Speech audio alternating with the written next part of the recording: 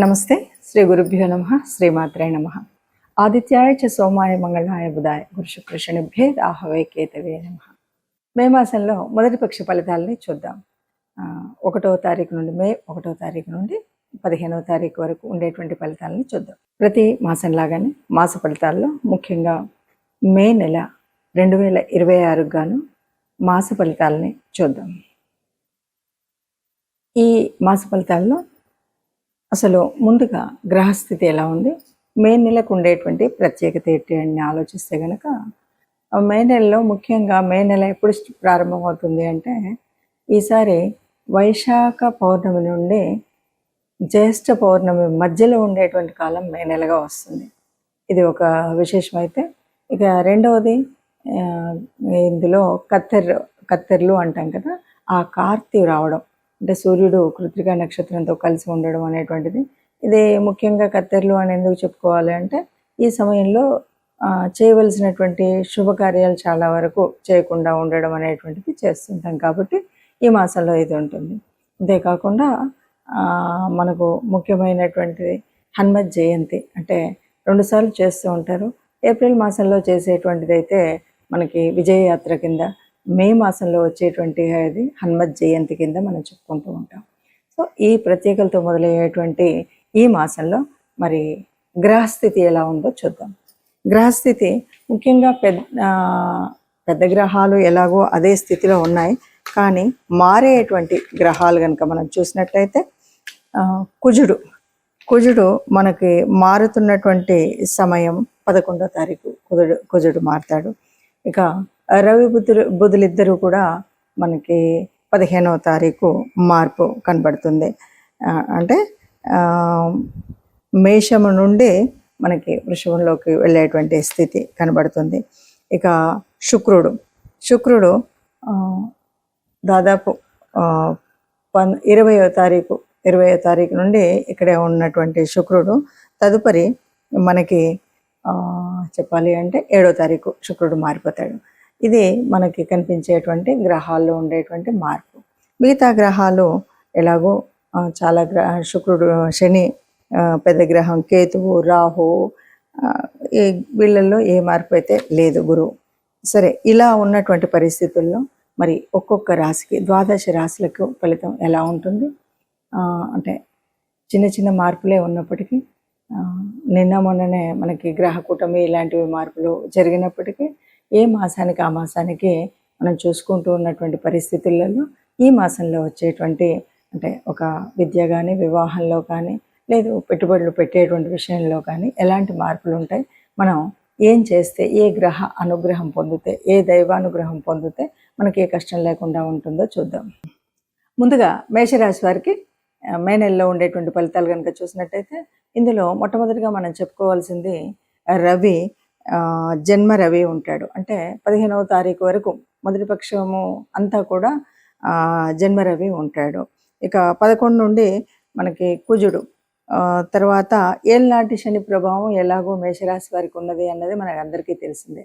ఏళ్ళనాటి శని ప్రభావం అనగానే చాలా వరకు మనకు ఉండేటువంటి కష్టాలన్నీ ఒక్కసారి ఏకరువు పెట్టినట్టుగా, బాధలన్నీ ఏకరువు పెట్టినట్టుగా గత కొంతకాలం నుండి మనం చూస్తూనే ఉన్నాం. అది అలా ఉంటూ ఉన్నప్పటికీ మరి మనకి ఇంకా కొన్ని గ్రహాల మార్పుల వల్ల జరిగేటువంటి మంచి ఏంటి, చెడేంటి, ఆ కష్టాన్ని తొలగించేటువంటి స్థితి ఏంటో చూస్తే ఇక్కడ మనం చెప్పాల్సిందే ముఖ్యంగా. ఎందుకంటే ఒకవైపు ఏళ్ళనాటి శని ఉన్నారు, ఒకవైపు జన్మరవి ఉన్నాడు. ఇలాంటి పరిస్థితుల్లో మరి ఎలా ఉంటుంది అని అనుకుంటే కనుక తప్పనిసరిగా ప్రతి విషయంలోనూ, అంటే అది వ్యాపారం అవ్వచ్చు, ఉద్యోగం అవ్వచ్చు, ఇంటి వ్యవహారం అవ్వచ్చు, సమాజంతో సంబంధం అవ్వచ్చు, ఏదైనా సరే కూడా దాన్ని మనం ఒక ఆలోచన విధంగా, అంటే మంచి చెడు ముందు వెనక ఆలోచించి ముందుకు సాగాలి అని చెప్పాలి. ఇక ఉద్యోగ స్థితి అనుకోండి, తప్పనిసరిగా ఉన్నటువంటి పరిస్థితిని బట్టి పై అధికారులతోటి ఒత్తిడి అయితే తప్పనిసరిగా ఉంటుంది. మనం ఎంత పని చేస్తున్నా కూడా వాళ్ళు ఇంకా తృప్తి పడేటువంటి స్థితి మనకు ఉండదు. అట్లాగే కొన్నిసార్లు మనం ఏదో మిషనరీ ఉంది, పని చేస్తున్నాం, తీరా సమయాన్ని వచ్చేసరికి అవి సహకరించకపోవడం. యంత్రాలైనా వాహనాలైనా మనకి పూర్తిగా సహకరిస్తున్నట్టు కనిపించేస్తుంది, సమయం వచ్చినప్పుడు అవి పక్కకున్నట్టుగా కనిపిస్తూ ఉంటాయి. అలాగే మనకి అమ్మ నాన్న వీళ్ళిద్దరి ఆరోగ్యంలో కూడా కొంత మార్పు అనేది అయితే మనకు కనిపిస్తుంది. అంటే అనారోగ్యం వచ్చేటువంటి పరిస్థితి కొద్దిగా ఉంటుంది. దాన్ని కొంచెం జాగ్రత్తగా ఉండాలి. పరీక్షలు ఇలాంటి వాటిల్లో మనం ఏకాగ్రత అనేది చూపెట్టేటువంటి పరిస్థితి ఎక్కువగా ఉండదు. అంటే కుదురుగా ఆలోచించి అక్కడే కూర్చొని ఏది ఏమైనా ఈ పని చేయాలి అనేటువంటి ఆ స్థితి అయితే ఉండకపోవచ్చు. ఇక అయినా సరే మనకు పోటీ పరీక్షలు ఉన్నాయి, మరి కొంత ముందుకు వెళ్ళాలి, తప్పదు అన్నప్పుడు కాస్త గట్టి ప్రయత్నం చేసినట్టయితే తప్పనిసరిగా కూడా అందులో విజయం పొందేటువంటి స్థితి ఉంటుంది. ఇలా ఏది ఏం చెప్పినా కూడా మనం ఒక్క విషయాన్ని మాత్రం గట్టిగా చెప్పొచ్చు, మొదటి పక్షం కొద్దిగా అంతంత మాత్రంగానే ఉంటుంది. సమన్వయంతో ముందుకు సాగితే బాగుంటుంది. రెండవ పక్షంలో మాత్రం చక్కగా ఆనందంగా మొదటి పక్షంలో కంటే చాలా మెరుగ్గా ఉంటుందని చెప్పచ్చు.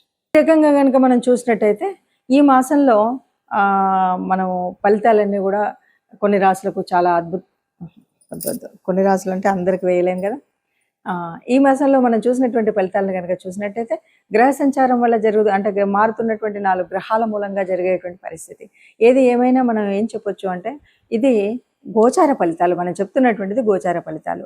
జన్మజాతకంలో ఉండేటువంటి దానికి గోచార ఫలితానికి తేడా ఉంటుంది తప్పనిసరిగా. ఎందుకంటే జన్మకుండల్లో మనకు అప్పటికే ఉన్నటువంటి నడుస్తున్నటువంటి దశ అంతర్దశలు ఎలా ఉన్నాయి, ఇప్పుడు ఉన్నటువంటి పరిస్థితి ఏంటి అన్నది తెలియచ్చు. ఇది కేవలం గోచారం అంటే కోటాను కోట్ల మందిలో కొంతమందికి మాత్రమే, అంటే ఒక 30% ఆఫ్ ద పీపుల్కి ఇది కరెక్ట్గా ఎగ్జాక్ట్గా కరెక్టే ఉంది అనిపిస్తుంది. ఇక మిగతాది ఎందుకంటే మన జన్మకుండల్లో ఉన్నటువంటి గ్రహాలను బట్టి ఉంటుంది. ఇది ఒకటి ముందుగా మనం గ్రహించాలి.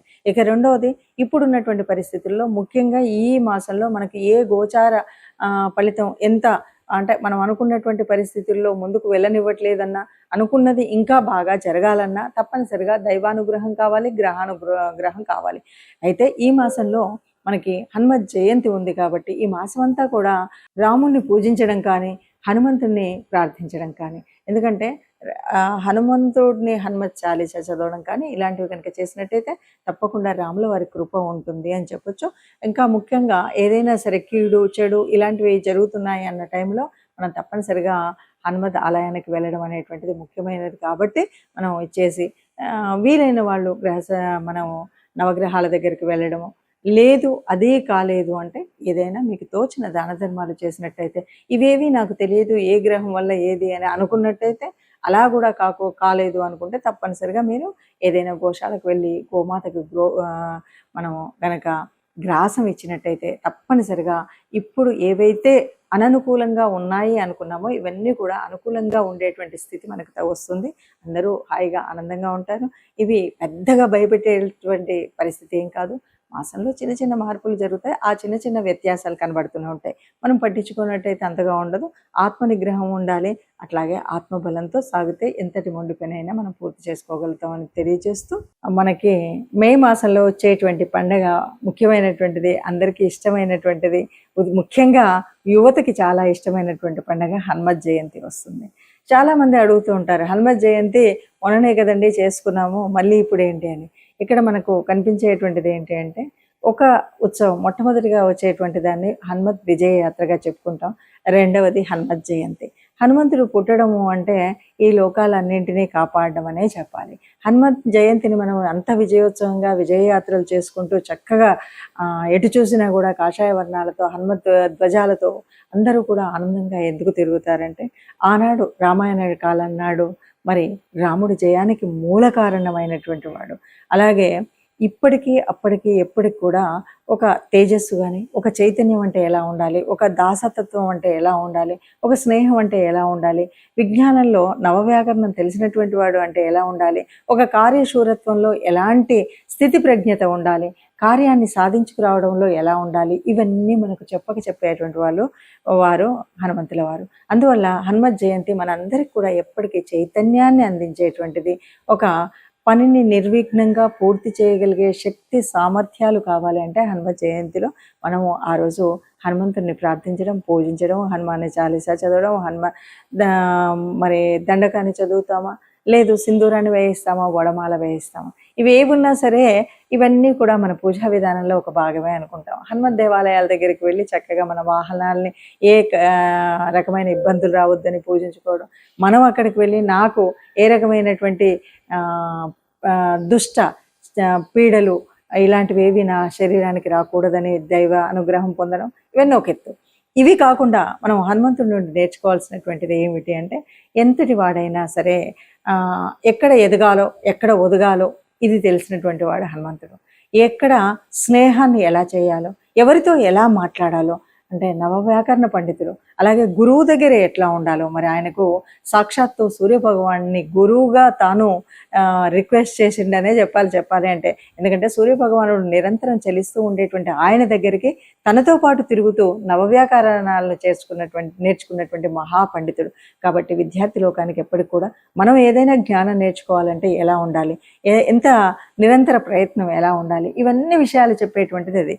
అంతేకాదు ఒక కార్యాన్ని సాధించాలి అంటే కేవలం రామనామంతో నేను ఏదైనా చేయగలుగుతాను అనేటువంటి సంకల్పంతో గట్టిగా ఉండి అన్నీ రాముడే చేస్తున్నాడు అని చెప్పేటువంటి వాడు.